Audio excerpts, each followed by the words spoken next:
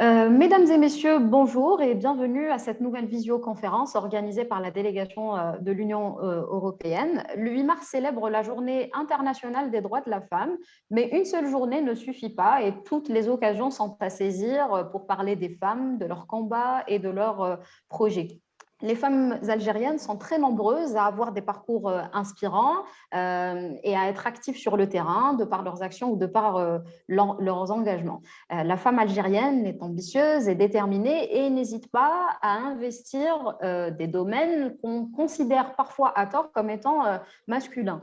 C'est pourquoi nous allons parler aujourd'hui de 4 domaines qui sont résumés dans l'acronyme STEM, sciences, technologie, mathématiques et ingénierie.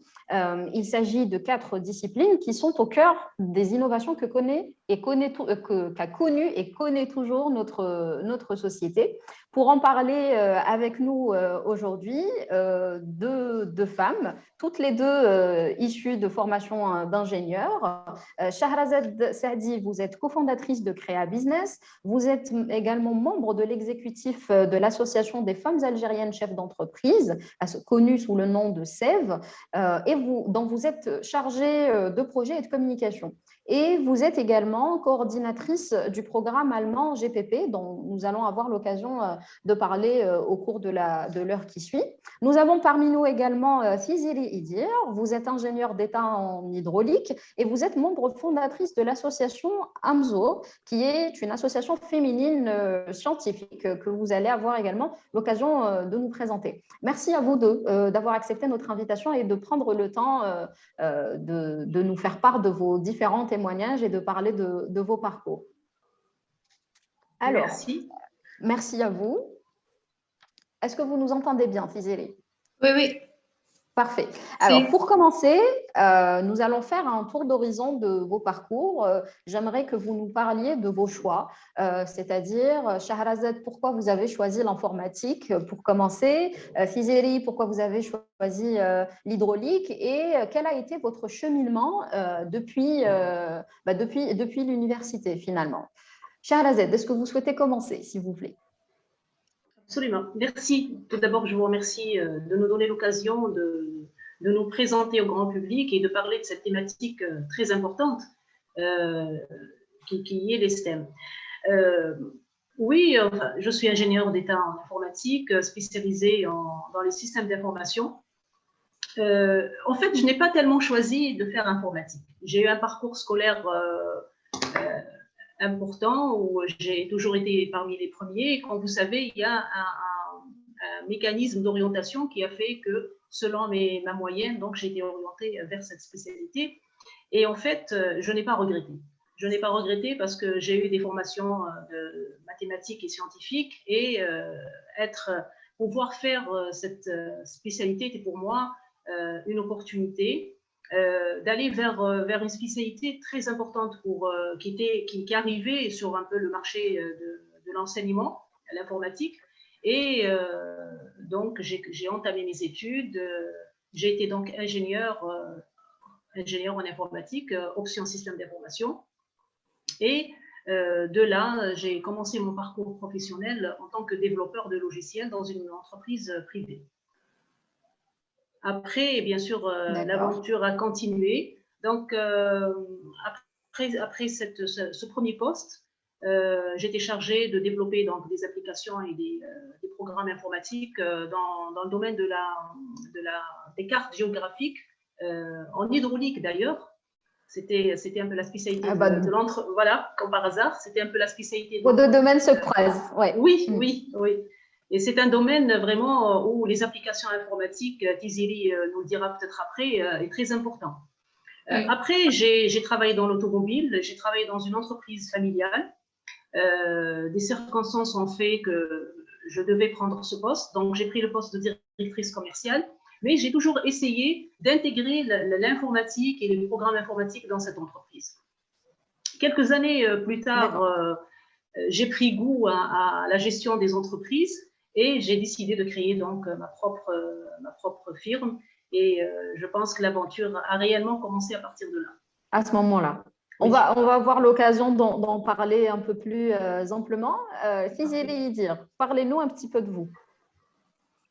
Tout d'abord, pour Madame Saadi Lahibarek, c'est vraiment un parcours impressionnant. Je tiens à vous remercier. Merci. Je tiens à vous remercier pour l'invitation à mon nom et au nom de l'autre association Amzour. Donc, pour ce qui me concerne, je suis ingénieure d'état en hydraulique et jeune entrepreneur. Je travaille sur l'élevage et la transformation des insectes et je suis l'une des cofondatrices de l'association Amzour. Je ne suis pas la présidente, mais je suis la personne qui a été derrière l'idée de la création de l'association. Globalement, c'est ça. Pour ce qui concerne mes études en ingénierie, ce n'était pas vraiment un choix. J'ai obtenu mon bac avec mention. C'était question de réputation. Il y avait les écoles les plus demandées. Polytechnique d'Alger était l'une des écoles les plus demandées. J'ai opté pour Polytechnique d'Alger. Bon, mais c'est un choix que je n'ai jamais regretté, puisque aujourd'hui, c'est vrai que je travaille dans le domaine agricole et je suis hydraulicienne de formation. Mais l'ingénierie, c'est un esprit. L'ingénierie, c'est l'esprit analytique, c'est un esprit d'analyse, c'est un esprit critique, c'est un esprit orienté solution. Une fois on a cet esprit, on peut se basculer entre les divers domaines sans avoir crainte. Et c'est ça. C'est. Eh ben, vous avez vraiment ce point commun de finalement ne pas avoir véritablement fait le choix de votre domaine d'études, mais d'avoir réussi à tracer votre chemin là-dedans. Alors, on parlait de vos associations à l'instant et pour les faire connaître et pour que le grand public et ceux qui nous regardent puissent en savoir un petit peu plus, Fizeli, est-ce que vous pouvez nous parler justement de l'association Amzour ? Quelles sont ses actions? Pourquoi elle a été créée? Je crois qu'elle est née en 2018, si mes informations sont bonnes. Et c'est exactement ça. Donc, Amzour, vous m'avez entendu? Oui, c'est exactement ça. Donc, Amzour, c'est une association scientifique, féminine scientifique, qui a été créée en 2018. C'est un fruit d'un besoin, puisque une fois j'étais à Alger, j'ai constaté le besoin d'avoir une association scientifique dans la région. Comme tu me l'as dit auparavant, tu as été à Ismaël et tu as vu, Ismaël est très connu sur le plan associatif, engagement associatif, côté culturel beaucoup plus, mais on constate un manque de l'engagement de la femme. On constate le deuxième manque, c'est les associations à caractère scientifique. Amzour est venu pour répondre à ces deux besoins, le caractère scientifique et l'engagement de la femme. C'est pour cela qu'on travaille sur trois axes principaux. Le premier, c'est l'éducation, puisqu'on croit que faire élever une génération responsable, une génération ambitieuse, une génération qui a cet esprit orienté solution, est plus qu'indispensable. On travaille sur l'innovation, puisque nous sommes dans un monde qui demande des solutions innovantes aux divers problèmes qu'on rencontre dans la société. On travaille sur l'entrepreneuriat social. Et Ismaël, cette commune rurale, a un savoir-faire très important qu'on doit faire valoir. C'est à nous, les femmes, de le faire valoir à côté des hommes, bien sûr. Et c'est ça. Quoi d'autre? Vous organisez beaucoup de workshops, beaucoup d'ateliers, vous initiez certains programmes. Combien de membres compte l'association? On est 13 membres. 13 membres et des adhérents. Donc, elles rentrent, elles font des activités avec nous. Après, elles nous lâchent. Mais on comprend. Et on comprend ça. Pourquoi? Puisque dans la commune, avoir une femme engagée à 100%, c'est un peu délicat, c'est nouveau. Notre rôle en tant qu'association aujourd'hui, c'est de faire comprendre que avoir une femme engagée dans la société civile, c'est quelque chose d'important, c'est quelque chose d'indispensable, c'est primordial. Ça, c'est un besoin. Notre société a besoin de telles femmes qui s'engagent.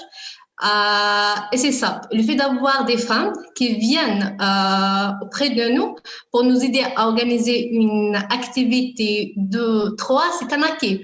Puisqu'une fois on goûte le mouvement associatif, on peut pas le lâcher. On est contaminé. Oui, contaminé, c'est ça. L'association SEV, donc des femmes algériennes chefs d'entreprise, existe quant à elle depuis 1993. Est-ce que vous pouvez nous en dire plus, Shahrazad? Merci. Alors, Sève est né un 12 juin 93. Et je pense que lorsqu'on a dit l'année, on a dit beaucoup de choses sur les motivations de création de cette association de femmes chefs d'entreprise. Vous imaginez la période durant les années 90 qui était sanglante pour notre pays.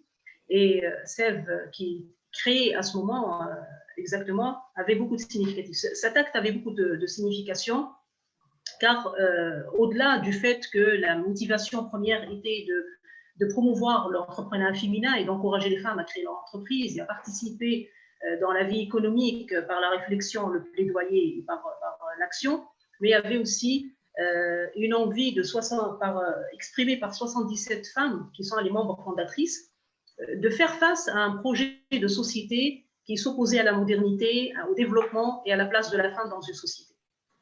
Donc, ce sont un peu les motivations qui ont fait que Sève a été créé durant les années 90.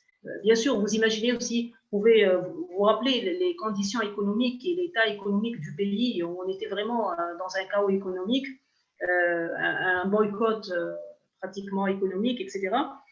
Et donc, ça a permis à des femmes d'exprimer leur volonté, comme je vous le disais, à participer dans le développement économique. Donc, l'objectif était de promouvoir l'entrepreneuriat féminin.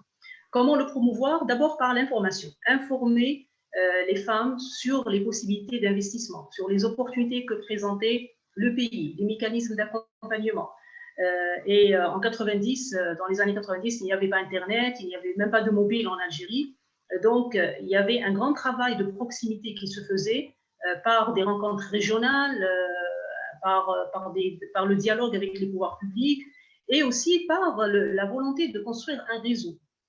Car le réseautage est très important. On pourra en parler tout à l'heure, peut-être quand on parlera des STEM particulièrement. Et Sève, dès le départ, a privilégié des partenaires, d'avoir des partenaires, aussi bien sur le niveau national qu'international. Et effectivement, donc, le travail de Sève durant ces 28 années est centré autour de tout cela. Et nous avons des partenaires, nous sommes adhérentes et membres fondatrices même de certaines organisations comme FCEM, comme la Fondation méditerranéenne des femmes chefs d'entreprise, mais aussi nous travaillons pour construire des partenariats sur le plan national qui sont au profit de nos membres. Dans ces partenariats sont au profit de nos membres. Donc, on a des partenariats avec des institutions publiques qui facilitent aux femmes d'accéder, par exemple, à l'aide au financement, mais aussi à avoir l'information, à construire des relations, à élargir leur relationnel professionnel. Et tout ça dans l'objectif, comme je vous le disais, d'avoir davantage de femmes dans l'économie et davantage de femmes comme chefs d'entreprise. Il n'y a pas que les chefs d'entreprise qui sont l'objectif qui sont la population cible de Sève, mais aussi les porteuses de projets. Nous travaillons énormément avec les étudiantes en fin de cycle dans les universités. Et parmi nos actions, d'ailleurs, il y a un programme que nous avons lancé depuis 2017 qui s'appelle le She Made It et qui se charge justement de faire la promotion des filières STEM auprès des étudiantes en fin de cycle. Et ce programme-là, qui est un peu un TEDx, on l'organise en partenariat avec les universités. La première année, on l'a organisé avec l'ISGP, l'Institut de planification et de gestion, au Lido. Nous l'avons organisé la deuxième année à l'USTHB, à l'Université de Lobzoa. La troisième année à l'Université des Frères Mentoli à Constantine. Et cette année, vu les circonstances, un peu les restrictions sanitaires, on a dû plutôt opter pour un format en ligne.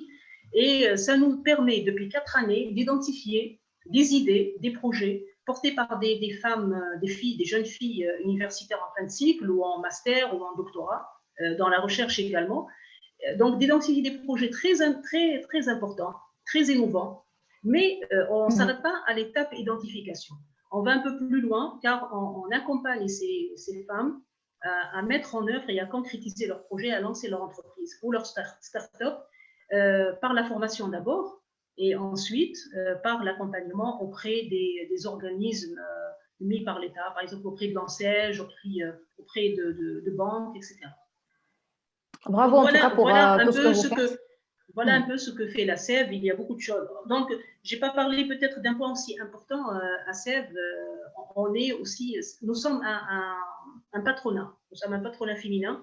Donc, nous participons au dialogue avec les pouvoirs publics par le plaidoyer. Donc, nous participant dans l'élaboration de la loi des finances par des suggestions, bien sûr, qui viennent de nos membres. Hein. On travaille, bien sûr, en collaboration avec nos membres. Donc, la remontée d'informations, elle vient des membres. Et on essaye un peu de nous pencher sur les problèmes réels que vivent nos entreprises. Et l'association compte combien de membres à ce jour? Nous sommes 200 membres, à peu près. Approximativement. D'accord. Nous avons des chefs d'entreprise, nous avons des porteuses de projets, donc qui sont à la phase idée et que nous accompagnons pour concrétiser leurs projets. Et au début, on avait aussi des femmes du secteur public. À la création de SEV, il y avait des femmes managers du secteur public, mais notre adhésion à l'Association des femmes mondiales chefs d'entreprise nous a un peu poussé à changer les statuts de l'association parce qu'une des exigences était que toutes les membres devaient être du secteur privé. Donc aujourd'hui, nous ne sommes que des entreprises du secteur privé. D'accord. Alors, ce qui est intéressant avec vous, Shahrazad, et avec vous, Tiziri, c'est que vous avez deux parcours différents, deux backgrounds différents. Avant d'entrer dans le vif du sujet, j'aimerais savoir, de par votre parcours universitaire, professionnel, associatif, quel est le constat que vous avez fait depuis que vous vous êtes lancé jusqu'à aujourd'hui par rapport à la représentation féminine dans vos différents domaines. Est-ce que vous avez, depuis 1993 et depuis 2018, par exemple, constaté des évolutions? Si oui, lesquelles? Tiziri? D'accord. Donc, quand on parle de la représentation féminine en Algérie, ce n'est pas la même chose. Puisque quand on parle d'Alger, ça diffère. Donc, on a une bonne partie des femmes entrepreneurs, on a une bonne partie des femmes dans l'ingénierie, dans les STEM, dans les divers domaines. Mais la question qui se pose, est-ce que ces femmes arrivent au bout de leurs objectifs, arrivent au bout de leurs rêves, arrivent vraiment à concrétiser, à concrétiser ce qu'elles voient? Là, on trouve plusieurs contraintes. Et parmi les contraintes, c'est vrai que dans la loi algérienne actuellement, il n'y a rien qui empêche la femme d'être active dans les moments associatifs. Il n'y a rien qui empêche la femme d'être chef d'entreprise, rien qui lui empêche d'être une ingénieure sur chantier dans une usine. Mais sur le terrain, on constate autre chose. Les usines préfèrent les hommes, puisque pour eux, un homme est plus fort que la femme. Un homme peut travailler la nuit, la journée. Un homme peut être plus flexible. Un homme peut se déplacer, ce qui est totalement faux. On connaît des femmes qui sont plus fortes. On connaît des femmes très flexibles. Après, pour ce qui concerne le chef d'entreprise, on a toujours cette image qu'une femme, une jeune femme ne peut pas avoir une entreprise puisque c'est beaucoup de challenges. Malgré ça, on trouve aussi des femmes, des jeunes femmes entrepreneurs, des jeunes femmes start-upers, porteurs de projets. Et pour ce qui concerne le mouvement associatif, tout dépend aussi de la région. Alger, c'est la liberté totale. On peut tout faire, on peut s'initier, on peut être là où on veut, mais quand on vient aux régions rurales, on doit faire attention. Quand je dis on doit faire attention, ce n'est pas par crainte et ce n'est pas parce qu'on sera menacé ou un truc comme ça, mais c'est une question de réputation. Puisqu'aujourd'hui, si je fais de n'importe quoi avec mon association, quand je dis du n'importe quoi, ce n'est pas vraiment du n'importe quoi, mais des choses qu'on peut faire à Alger. On aura une mauvaise réputation une fois on a une mauvaise réputation, c'est toutes les familles dans la région qui vont dire il faut pas intégrer une telle association, il faut pas être dans le mouvement associatif, il faut pas les rejoindre. Actuellement, Amzour joue sur la réputation, joue sur son image de marque. Puisqu'on veut attirer la femme, mais aussi les familles des filles. Il faut que leurs familles les encouragent à rejoindre le mouvement associatif. Il faut que leurs parents et même leurs maris, actuellement on est très de filles, tous jeunes non mariés, on a des filles fiancées, on n'a pas des femmes mariées parmi nous. Et le challenge actuellement, c'est d'avoir tout type de femmes. Les femmes mariées, fiancées, étudiantes, non étudiantes, les femmes au foyer. C'est pour ça qu'on joue sur la réputation, on choisit très bien nos activités. Personnellement, ce que je fais à Alger, les activités, le type d'activité que je fais à Alger, à Itzmal, ce n'est pas vraiment la même chose. Ce n'est pas une hypocrisie de ma part, mais on doit s'adapter. On doit s'adapter. D'ailleurs, oui. Justement, de 2018 à 2021, alors je le précise pour ceux qui ne le savent pas, Ismaïl est une région dans les hauteurs de la wilaya de Béjaïa. Est-ce que de 2018 à 2021, vous avez remarqué une évolution, ou du moins est-ce qu'il commence à y avoir une curiosité, est-ce que les femmes commencent à se rapprocher de plus en plus de vous, de l'association Amzour? Oui, elles ne sont pas adhérentes, ils nous encouragent, elles sont prêtes à donner un coup de main. Et même les familles des petites filles. En 2018, quand on avait des workshops, il y avait pas beaucoup de filles qui nous rejoignent. Actuellement, en 2020, avec le programme Technovation Girls, ce programme international, on a plusieurs filles qui sont motivées, qui nous rejoignent, qui sont là. Et ça fait plaisir. Ces jeunes filles qu'on forme aujourd'hui, elles sont les nouvelles amzouristes d'ici quelques années. Et c'est ça. Donc, il y a du chemin à faire, mais justement, c'est le rôle aussi de l'association d'attirer ces jeunes filles et ces jeunes femmes à l'association.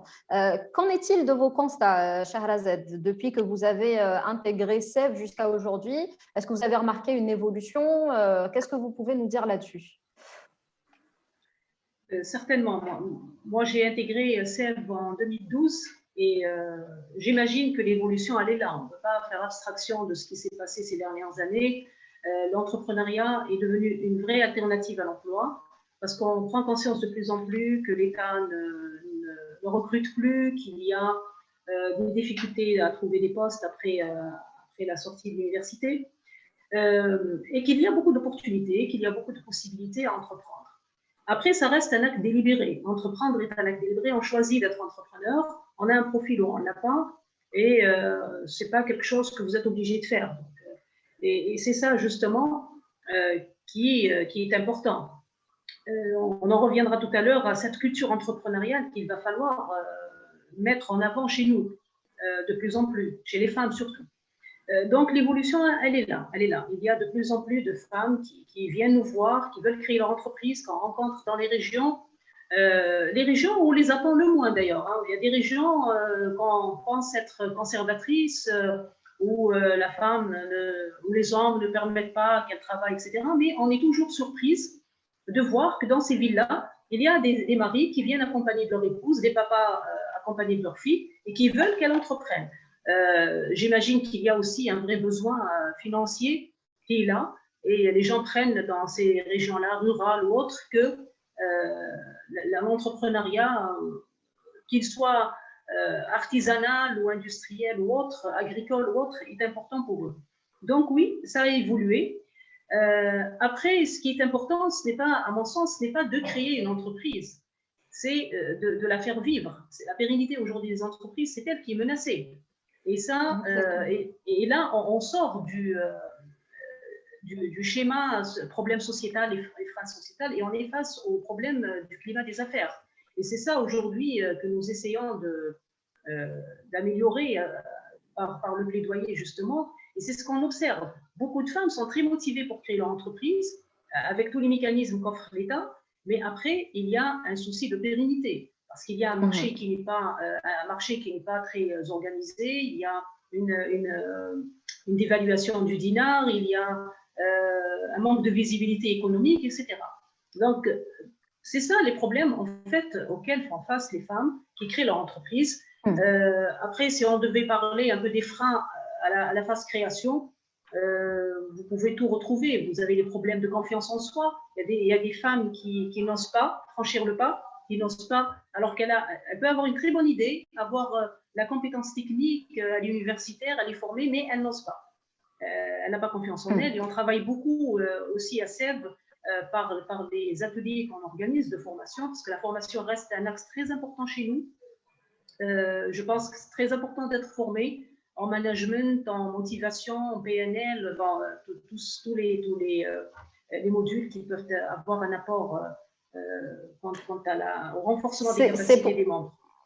C'est pourquoi les associations, les réseaux, les initiatives sont toutes les bienvenues, parce que déjà rien que cette année 2020 avec la pandémie, on a remarqué que beaucoup de femmes ont fini par se lancer, notamment dans l'artisanat, dans les produits bio. Il y a une volonté des femmes d'avancer, de créer leurs propres projets, mais effectivement, derrière, il y a une nécessité d'accompagnement et de formation pour pouvoir les aider à pérenniser. Alors, il y a eu récemment, pour en revenir au STEM, l'Assemblée générale des Nations unies a décrété en 2015, donc ça reste tout récent, que le 11 février serait dorénavant la journée internationale des femmes et des filles de sciences.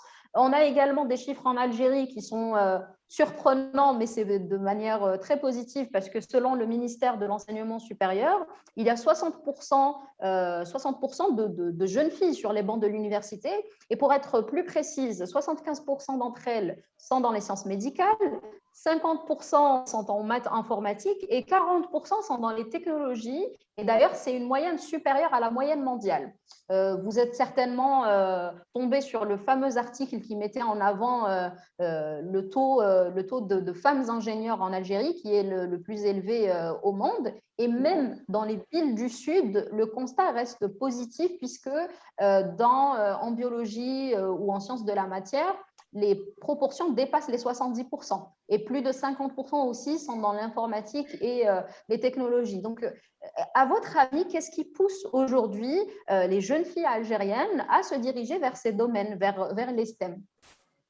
Alors, vous ne l'avez pas fait par forcément choix au départ, mais il y a finalement une volonté aujourd'hui des femmes de se diriger vers ces domaines-là, avec tout le choix qu'il y a de secteurs. Oui. Tiziri, une réponse peut-être, Shahrazad, un avis? Bien sûr, tout à fait. On est le premier pays, comme vous le disiez, qui forme des ingénieurs. Et c'est une information très importante. Encore faudra pas qu'on se réjouisse de cela et qu'on s'arrête. Donc, il faut capitaliser Exactement. cette information et cette statistique, ce chiffre doit être capitalisé pour vraiment qu'il apporte un plus au pays. Oui, il y a de plus en plus de femmes, de filles qui sont dans les STEM parce qu'elles excellent tout simplement. Les filles sont studieuses, elles réussissent leurs études, et donc c'est un chiffre, je pense, très logique. Et là où on les attend le moins, on les trouve dans les régions du Sud. On n'imagine pas qu'on puisse avoir ces chiffres-là au Sud, mais on l'a. On a ce chiffre. Donc, il y a une vraie compétence qu'il va falloir capitaliser. Et je pense que tout cela ne peut pas se faire si on n'a pas de vrais programmes de développement. Moi, je parle de l'entrepreneuriat féminin, mais c'est valable pour l'entreprise de manière générale. Aujourd'hui, on a besoin d'avoir d'abord une vision claire pour encourager tout ce potentiel à franchir le cap et à entreprendre. C'est une des difficultés, c'est une des difficultés exprimées par les femmes. Quand je vous disais tout à l'heure qu'elles n'ont pas confiance en elles, parfois c'est aussi motivé par l'environnement. Elles n'ont pas une vision claire. Donc, plus on a de programmes structurés, quand je parle de programmes, je parle je ne parle pas d'une feuille de route, je parle d'un vrai programme avec des indicateurs, avec des échéances, avec des paramètres d'évaluation, avec des chiffres, et avec des plans d'action vraiment qui peuvent être efficaces. Et tout cela, si on arrive à avoir tout cela, donc on pourra capitaliser, encourager toutes ces filles qui ont une compétence technique, qui excellent dans leur domaine. On peut vraiment transformer tout ce potentiel en vraie entreprise qui soit utile dans une chaîne de valeur qu'on doit aujourd'hui construire. Et vous, Tizeli, quel constat faites-vous? Pourquoi les femmes, les jeunes filles se dirigent de plus en plus vers les STEM? Donc, je me rejoins à l'avis de Shahrazad. C'est un constat. C'est vrai que nous, les filles, nous sommes studieuses, on étudie sérieusement. Et dès qu'on aura notre moyen de bac, tant que la tendance est de choisir les domaines techniques, on choisit les domaines techniques. C'est vrai que moi, je n'ai pas choisi Polytechnique parce que je savais c'est quoi Polytechnique, cette prestigieuse école, mais j'étais maths au lycée, j'aimais les mathématiques, j'aimais la physique, je savais que je trouvais ces modules, je vais trouver ces modules dans l'une des écoles d'ingénierie et j'ai opté pour Polytechnique. C'est le cas de plusieurs filles. Si le monde actuellement se pose la question quel est le rôle des femmes dans les STEM, nous les Algériennes, on doit se demander le rôle des femmes dans le management, le rôle des femmes dans le marketing, le rôle des femmes dans la sociologie, dans la psychologie, puisque c'est des secteurs qu'on a abandonnés et qu'il faut faire revivre une autre fois. Les personnes qui excellent ne doivent pas toujours opter pour des domaines techniques. Il y a d'autres domaines qui ont besoin de la compétence féminine, qui ont besoin de la compétence. Je profite justement de cette question-là pour vous ouvrir la parenthèse du programme dont vous êtes coordinatrice, Shahrazad, le programme GPP justement. Est-ce que vous pouvez nous en dire plus sur les actions et ce qui est fait durant ce programme? Merci. GPP, Global Project Partners, est un donc projet allemand, initié par la fondation, une ONG allemande, en partenariat avec le ministère allemand de coopération. Et on l'a commencé en 2016. Donc, on a commencé ce partenariat en 2016 et l'objectif a été le renforcement des associations de femmes chefs d'entreprise dans la région MENA. Donc, ça passe bien sûr par le renforcement des capacités des membres et une révision un peu du management des associations et des techniques de gestion. Donc, on a commencé ce programme en ayant des thématiques, des topics prioritaires dans les STEM. Il y a les STEM, il y a les Women on Top Management. Donc, on travaille aussi sur comment donner une visibilité aux femmes dans le top management et comment encourager les femmes à accéder au STEM. Donc, c'est la thématique aussi sur laquelle on travaille depuis 4 années. Mais aussi, on développe depuis 2 années maintenant un aspect très important parce que c'est ce qu'il faut aux femmes chefs d'entreprise, c'est le B2B. Donc, après avoir terminé une première phase, on entame aujourd'hui la deuxième phase qui est centrée un peu sur les échanges commerciaux entre les associations membres de ce réseau, membres de ce programme, qui sont l'Égypte, le Liban, la Tunisie et l'Algérie. Donc, on essaye de développer ces relations B2B entre les femmes, d'encourager les échanges économiques entre les 4 pays, avec l'Allemagne, bien sûr, parce que l'association des femmes allemandes chefs d'entreprise VDU est aussi membre de ce réseau. Et on développe donc ces échanges-là. Et pour donner plus d'efficacité, on a créé récemment un portail B2B, sur lequel nos membres peuvent s'inscrire gratuitement, bien sûr, exposer leurs produits et échanger avec d'autres membres du Liban, d'Égypte, de Tunisie et d'Allemagne, donc pour donner plus de visibilité à leur projet. Donc voilà, c'est un peu, c'est de ça que s'occupe un peu GPP. Après, on a le droit, nous, en tant que membres de ce programme, de proposer des thématiques et de les développer dans le cadre du projet. Chaque pays, vous l'imaginez, chaque pays a des spécificités, chaque pays a des freins qui lui sont propres, et donc chaque association a quand même le loisir de proposer des thématiques dans le cadre de ce programme et d'être accompagnée par GPP. Alors justement, vous parlez de freins, ça tombe bien, ça me fait une jolie transition parce que je venais de vous citer quelques chiffres de l'enseignement supérieur. Il s'avère que une fois passé à la sphère professionnelle, par exemple dans l'enseignement supérieur, on se rend compte que les chiffres, les super beaux chiffres qu'on avait avant finissent par dégringoler parce qu'on va par exemple avoir pour 2018-2019 50% de femmes qui sont uniquement maîtres assistantes contre 20% uniquement de femmes professeurs. C'est-à-dire qu'elles arrivent généralement à la licence ou au magistère et s'arrêtent et n'ont pas la possibilité d'aller plus loin. Et début mars, l'université de Babzouar a organisé justement une rencontre autour de la place de la femme dans la recherche scientifique. Et j'aimerais citer ce qu'a dit Madame Messaïd, qui est la directrice de l'École nationale supérieure de management. Elle dit ceci: le parcours social de la femme chercheur perturbe souvent son parcours et sa carrière professionnelle et l'empêche d'évoluer efficacement. C'est justement, ça résume un petit peu ce que vous venez de dire toutes les deux. Qu'est-ce qui pourrait, selon vous, améliorer la situation professionnelle des femmes, que ce soit dans l'enseignement supérieur ou même dans le monde de la recherche et des STEM de manière générale? Shahrazad, Tijeri? Oui, moi je pense que d'abord qu'elle se libère elle-même de ses angoisses et de ses peurs. Et souvent les femmes se limitent, se mettent des limites à elles-mêmes et des freins à elles-mêmes. Elles pensent ne pas pouvoir concilier vie de famille, vie professionnelle. C'est vrai que parfois c'est pas évident, c'est très difficile de faire, mais il est dommage aussi de voir tout ce potentiel se perdre, comme les chiffres en témoignent, et c'est dramatique vraiment de voir cette déperdition de chiffres. Madame Missaïda, que je salue d'ailleurs, a parfaitement raison. Que faudra-t-il faire? Il faudra donc qu'elle se libère, il faudra des politiques plus encourageantes, des conditions autour qui favorisent la femme à s'investir plus dans sa carrière, qu'elle soit dans l'enseignement, qu'elle soit dans la médecine, dans l'entreprise, dans la recherche ou autre.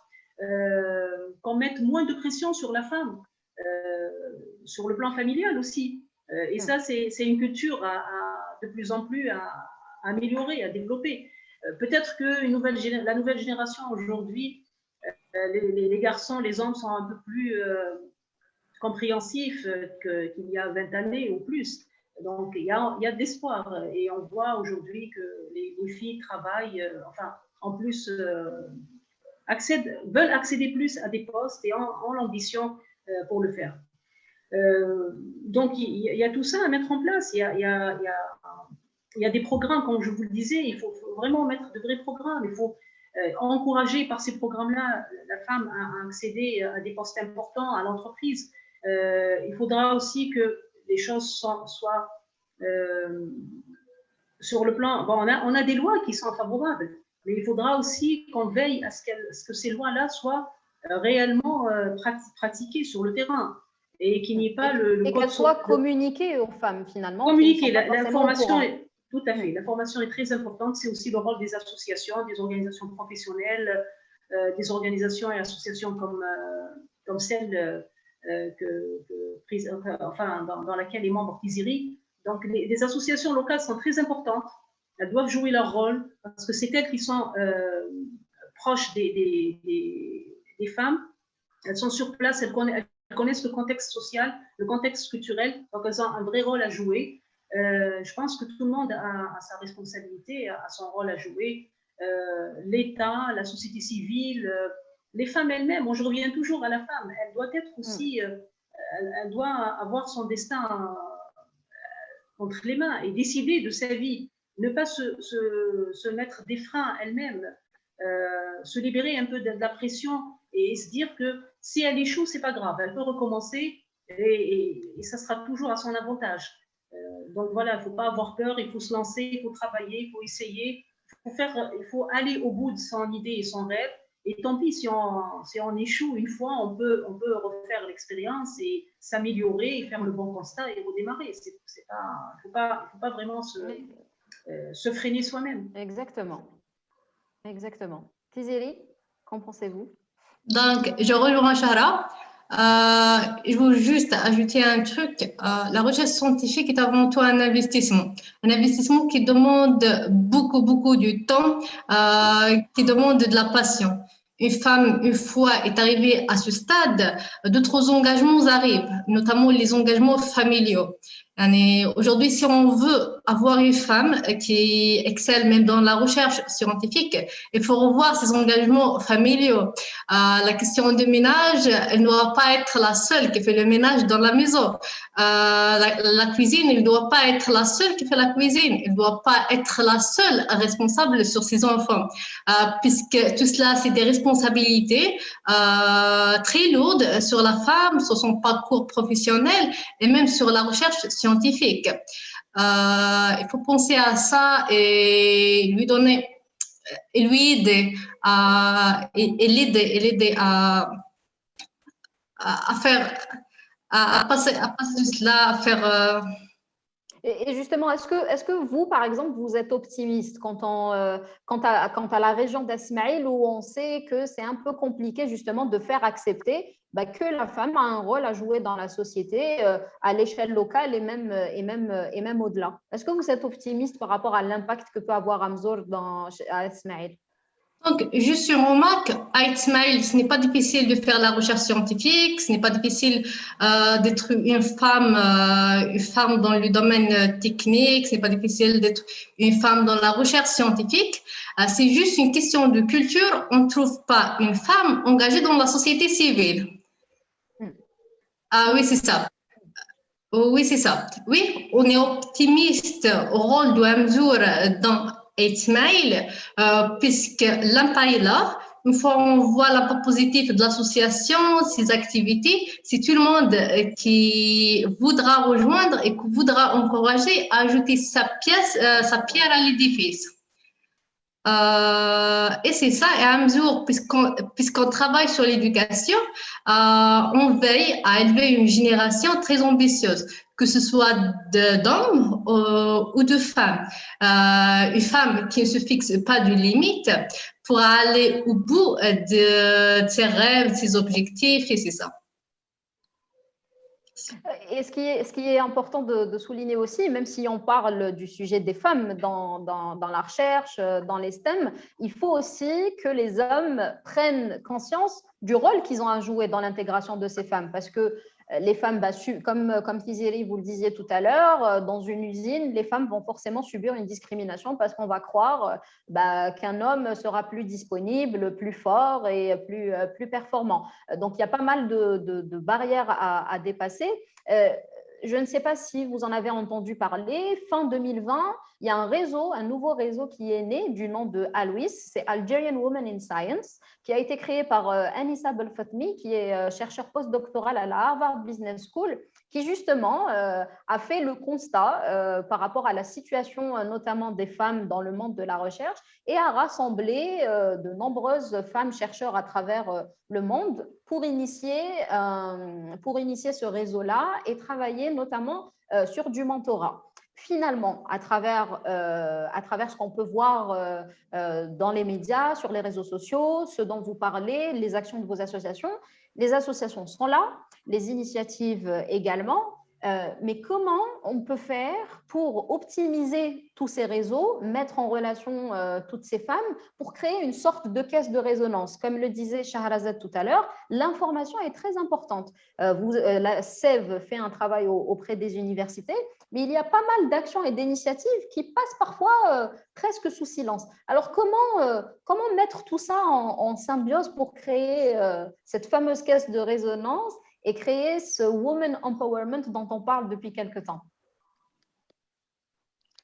Je pense qu'on doit avoir le réseau des réseaux. C'est ça. Ah oui. Créer des connexions. Chara? Se connaître, donc déjà, apprendre à se connaître. Parfois, on n'a pas l'information de ce qui existe comme association et comme ça, c'est peut-être c'est un effort qu'on doit faire nous-mêmes. Il faut aussi savoir que les associations n'ont pas toujours les moyens humains ni matériels, parfois, de se faire connaître, ni de faire beaucoup de promotion autour de leurs actions.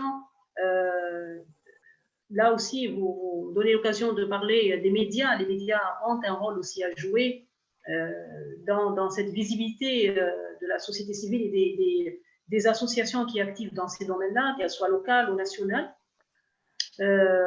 Après, oui, les connexions sont importantes. Avoir comme ça des programmes complémentaires ou travailler sur des synergies, développer des programmes communs, pourquoi pas.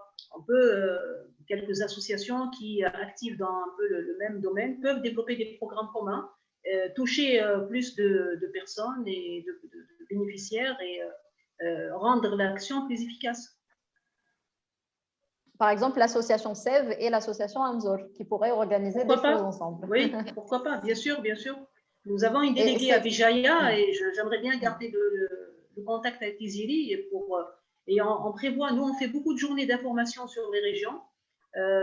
Bien sûr, pour la création d'entreprises, on reste vraiment nous très concentrés sur cette thématique-là, c'est notre objectif. Et pourquoi pas, on peut rencontrer des jeunes de l'association de Tiziri, peut-être pour les encourager à entreprendre, mener ensemble un programme sur la région de Béjaïa, pour cela, pourquoi pas. En tous les cas, nous, on serait ravis de ça. Eh bien, et voilà, nous, on n'est pas tant. C'est en ça Bien que sûr. ce genre de conférence est importante et les retours, les témoignages, les partages d'expériences sont importants et c'est ça qui permet d'augmenter la visibilité. Oui. Tiziri, il y a un mot à ce sujet? Ce sujet, ce qu'elle a dit, Shahra, ou bien ce que vous avez dit. Donc, nous aussi, on est partant pour toute éventuelle collaboration avec votre association, avec l'Union européenne, avec ceux qui nous entendent. Pour ce qui concerne l'entrepreneuriat, nous aussi, on travaille sur l'entrepreneuriat, mais on est beaucoup plus sur l'entrepreneuriat social, savoir-faire, artisanat, et on encourage la femme à entreprendre, surtout dans les domaines innovants, start-up, problèmes-solutions. Et c'est ça. La deuxième question, c'est quoi? Si vous deviez citer un défi principal que la femme algérienne dans les STEM devrait relever, ce serait lequel? S'il y avait un défi à citer, lequel vous semble le plus gros? Ne plus fixer de limites. D'accord. Ouais. Donc, toujours un travail sur soi. Ne pas hésiter déjà à faire des STEM à métier. Beaucoup de filles font des spécialités STEM, mais après, quand il s'agit de travailler, elles vont vers autre chose, tout à fait vers autre chose. Donc déjà, préserver son métier d'origine, créer son entreprise dans ces secteurs, dans ces filières-là, sachant que ces filières-là, aujourd'hui, sont très importantes en amont et en aval de la PME. On parle beaucoup aujourd'hui de la sous-traitance et de cette jeune chaîne de valeur qu'il faut créer dans l'économie algérienne. Beaucoup de PME, de grandes entreprises aujourd'hui font appel à des produits de l'étranger, à des services aussi. Donc, plus on a d'entreprises créées dans ces secteurs-là, qui sont généralement d'engineering, de production de logiciels, de services numériques avancés. Donc, si on arrivait à avoir ce capital entreprise, micro-entreprise ou start-up, à proposer comme partenaire aux grandes entreprises algériennes, aux grands groupes, aux PME, donc ça serait déjà un grand challenge à relever. À relever.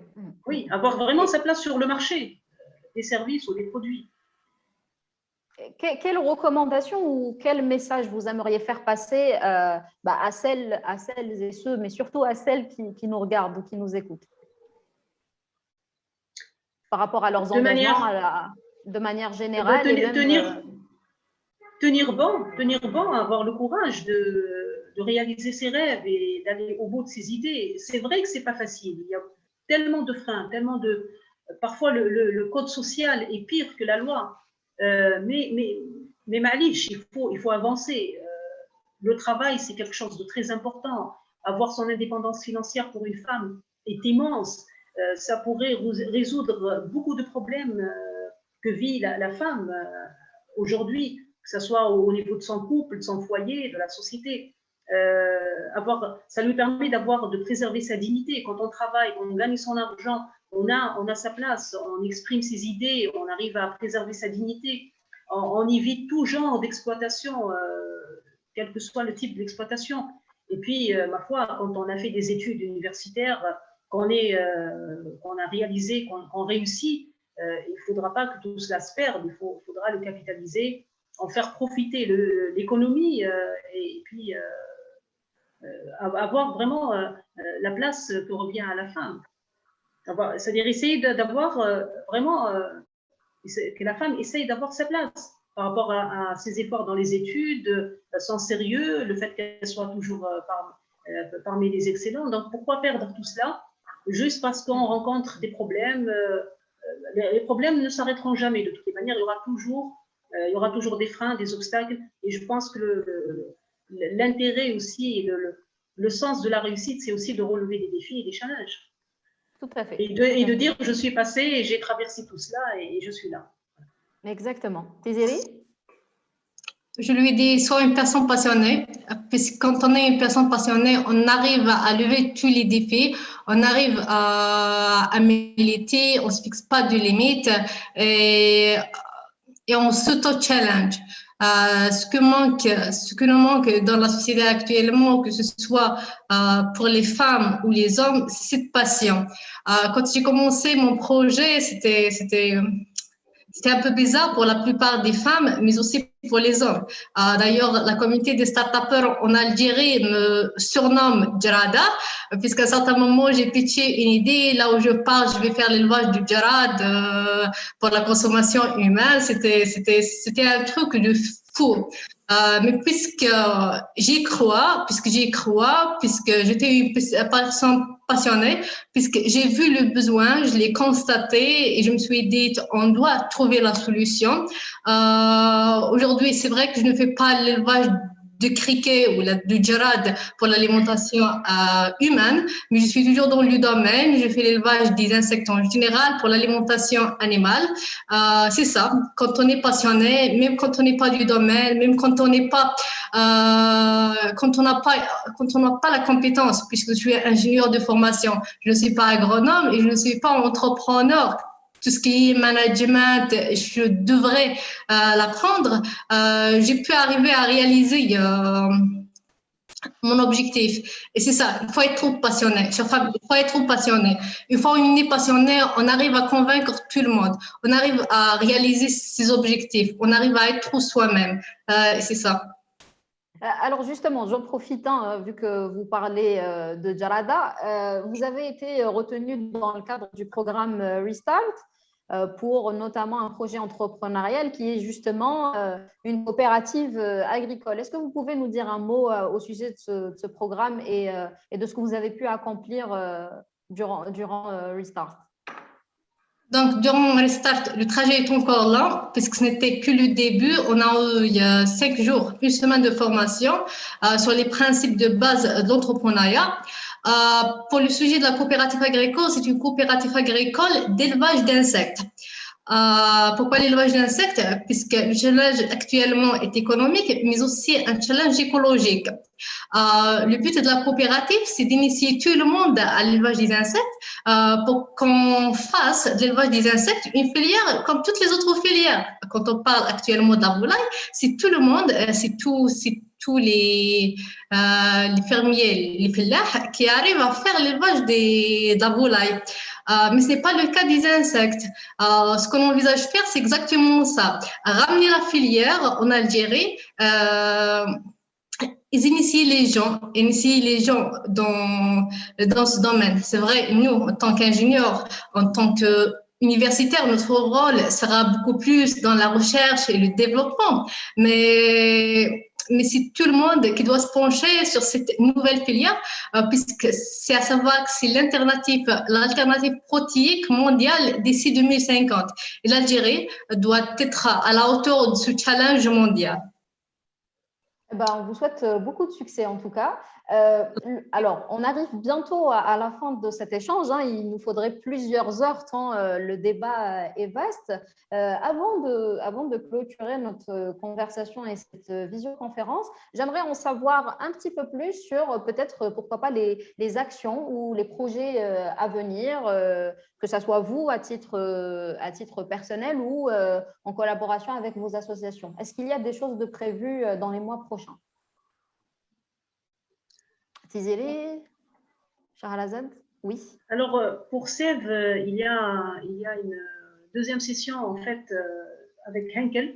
Je n'en ai pas parlé peut-être, mais on a un partenariat avec le groupe Henkel, qui est donc la Henkel Women Academy. La Henkel Women Academy est un projet initié par le groupe Henkel, en partenariat avec Sève, qui vise à former des femmes qui proposent des projets et des idées dans différents secteurs et que nous accompagnons par des formations. Donc, Tizeli, tu es la bienvenue si tu as besoin d'appui en formation. Donc, voilà. On a eu une première session. On va avoir la deuxième session en mai, qui sera en ligne, avec un nouveau format, de nouveaux modules. Vraiment, le concept sera un peu différent de la première session. Et l'objectif est toujours d'accompagner des porteuses de projets pour la concrétisation de leur projet. Nous continuons avec GPP, bien sûr, mais sur d'autres thématiques. On va lancer bientôt un programme de mentoring. Donc, ça, c'est prévu dans quelques temps. Ce portail B2B dont je vous parlais et qui aussi, on l'a revu de manière à ce qu'il soit le plus accessible et où les femmes puissent exposer leurs produits et construire des relations commerciales avec d'autres pays et exporter leurs produits.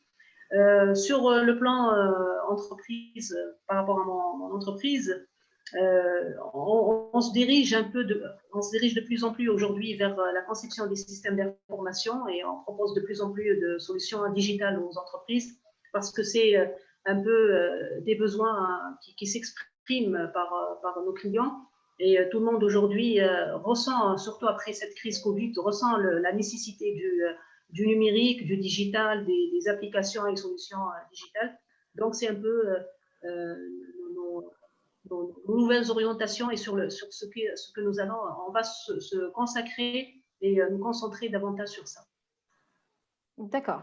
Tizeli, des projets de l'association Amzour?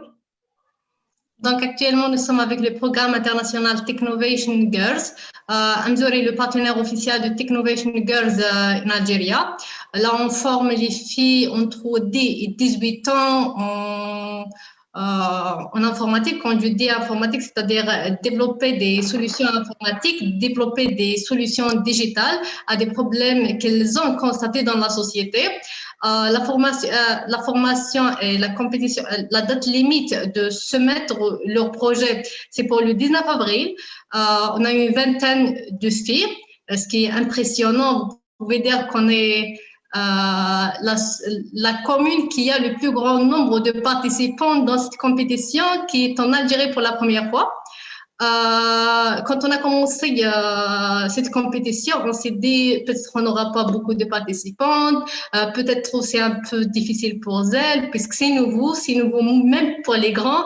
Alors là, des filles entre 10 et 18 ans qui ne savent pas auparavant comment faire une application Android. Mais actuellement, on reçoit un grand nombre de demandes de la part des parents, des filles SEM, lycée, et même des garçons qui sont jaloux. On a des garçons qui disent, tiens, on vient, on participe aux formations. C'est pas la peine de participer à la compétition. L'essentiel, c'est de participer à la compétition. C'est pour cela que Amzour s'est dit, dès la fin de la compétition en avril, on va tracer tout un programme pour les enfants en général. Ce n'est pas juste pour les filles, puisque le besoin est là. Le système éducatif, malheureusement, en Algérie, lui manque beaucoup de choses. Et c'est le rôle des associations scientifiques surtout de combler ce manque. Et on va commencer un autre programme, toujours dans la solution, le problème solving et les solutions digitales, mais pour tous les enfants. Après, tu as parlé de Restart. Restart, j'étais porteuse de projet sur la coopérative agricole, c'était mon propre projet. Par contre, mes 3 amis étaient porteuses de 3 autres projets. C'était des projets artisanaux, là où on travaille sur la laine, on travaille sur la poterie locale. La poterie locale de Aïtmal est parmi les portraits les plus prestigieuses au niveau mondial. C'est très, très ancien. Ça se fait à la main. Peut-être vous l'avez vu quand vous étiez à… Ah oui, oui. Exactement. Et le tissage, c'est à savoir qu'Etsmail, on fait le tissage même avec les sacs, les sachets en plastique. C'est une sorte de valorisation des sachets en plastique. On fait le tissage avec les vêtements usagés. C'est une façon de valoriser ces vêtements usagés. Nous sommes et de les recycler. Nous sommes 4 projets à Restart. On a eu la chance de se former lors de la première semaine de formation. Inch'Allah, on aura la chance de continuer la formation et de lancer 4 coopératives, chacune dans son domaine, pour faire valoir le rôle de la femme, mais aussi pour qu'elle soit rentable et indépendante financièrement. C'est ça. En tout cas, vous avez beaucoup de pain sur la planche. Je vous souhaite bon courage, bonne chance aussi, hein, parce qu'on sait que le chemin est encore lent, mais on reste positive quant à l'évolution de la place des femmes dans la société, dans l'entrepreneuriat et dans tous les secteurs confondus. On arrive déjà à la fin de cette visioconférence. Merci à vous deux, Shahrazad Saadi et Tiziri Idir, d'avoir accepté notre invitation, d'avoir pris le temps de partager votre vision et ainsi que les détails de vos actions. J'espère que ceux qui nous regardent en tireront profit et se rapprocheront de vous, parce que je le rappelle pour vous qui nous écoutez ou qui nous regardez, vous pouvez facilement, grâce aux réseaux sociaux, retrouver nos deux invités, Shahrazad Saadi et Tiziri Idir, et également retrouver notamment sur Facebook les pages officielles de leurs associations. Merci à vous de nous avoir suivis. Merci à la délégation. Merci, à très vite. Merci à la délégation de l'Union européenne de nous permettre d'ouvrir ces espaces d'échange qui sont importants, surtout dans le contexte actuel où il y a énormément de restrictions, mais cela ne doit pas nous empêcher d'avancer. Merci à vous et à très bientôt.